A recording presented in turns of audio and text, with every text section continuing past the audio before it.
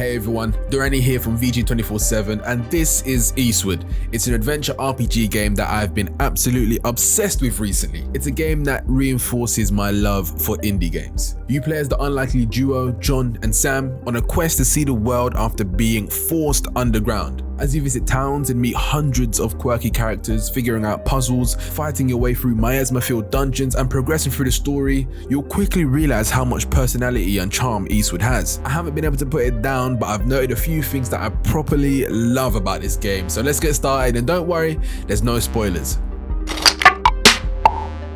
The sounds. Everything about the sounds. Let's start with music. God damn! So many songs, so many feels. The soundtrack in Eastward makes me feel like I'm floating through a cyberpunk city in a hover car at nighttime. I can't get over the synth wave, synth pop. Games that borrow a retro style always go hand in hand with this genre of music. But simultaneously, the official soundtrack makes me feel like I'm 5 years old playing in a park with my friends. I'm literally writing the script for this video right now to the sound of the Eastward soundtrack right now. If you're in a bad mood today, go and listen to the song Iron Carbine. It's a song they used for the Eastward trailer. And if that doesn't make you want to levitate off the ground, then I don't know. Listen to it and I guarantee your quality of life will go up by at least 10%. The soundtrack is composed by Joel Corlitz. I hope I'm pronouncing your name right, bro. I'm not gonna lie. Who has composed for Halo Infinite and Death Stranding. You, sir. Round of applause. Moving on, but we're not done with sounds because the SFX, the sound effects in Eastward make you feel like you're playing a Game Boy in your mum's car on a cold winter's day. Oh, the nostalgia. The sounds that play when you find something special or achieve something reminds me of the older Pokemon or Zelda games. There is dopamine in these sound effects, I tell ya. The visuals are outstanding. This new retro modern pixel art style they've chosen works so well with what I think is an RGB split or chroma filter and colored tint. Most areas in Eastward visually have something to say. You think about that. It'll make you feel cozy, that is for sure. How can something be so bright and vibrant yet be so soft and easy on the eyes? It invites you to check every corner, crevice and pixel as you explore. And speaking of exploration, you never know what awaits you since the map is shrouded in fog, but the game is so enchanting that you'll venture into the fog even though your quest says go the other way. But while you take the road less traveled, smashing everything in sight and figuring things out, you'll meet NPCs chilling who react to the story and really complement the world building of the game. And because they're dynamic, you want to hear what they've got to say because it changes depending on what's happened.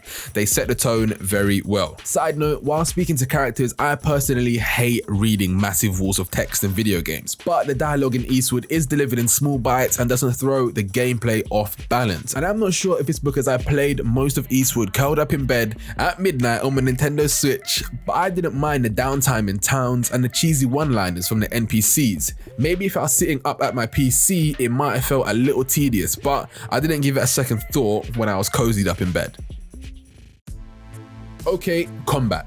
You actually control both Sam and John simultaneously and can move them independently from each other because they have different moves and abilities, so you'll be swapping between the two.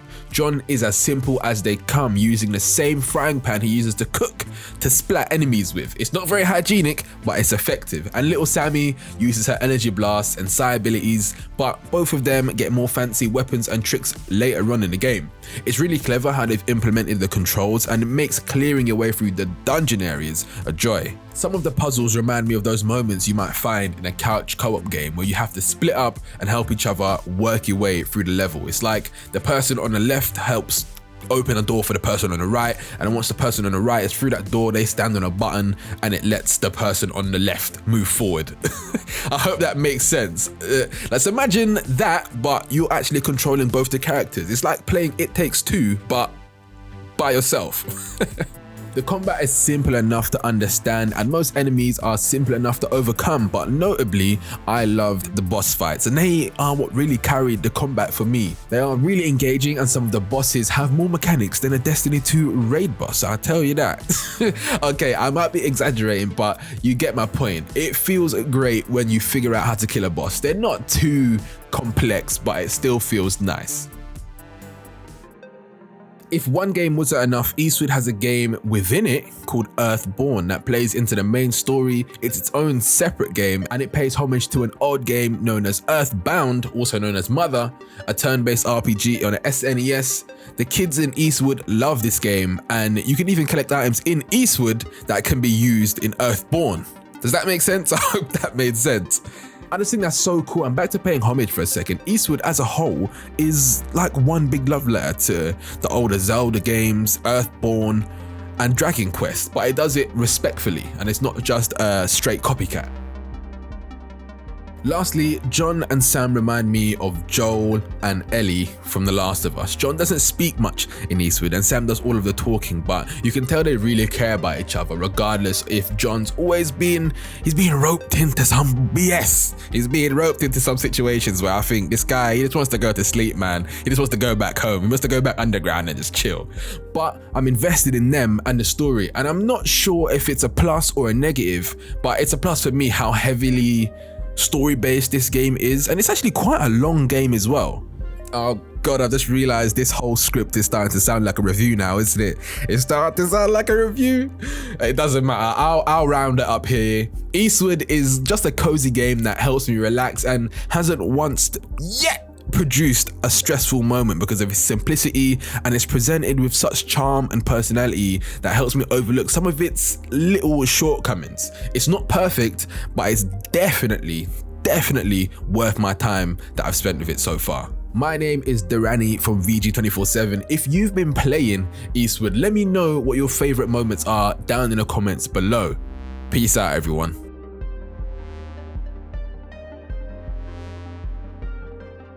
Hey, thanks for watching this video. Consider subscribing if you enjoyed it. It's free and you can always unsubscribe at any time. Take a look at our other videos if you like. Also, check out VG247.com for around the clock gaming news and updates.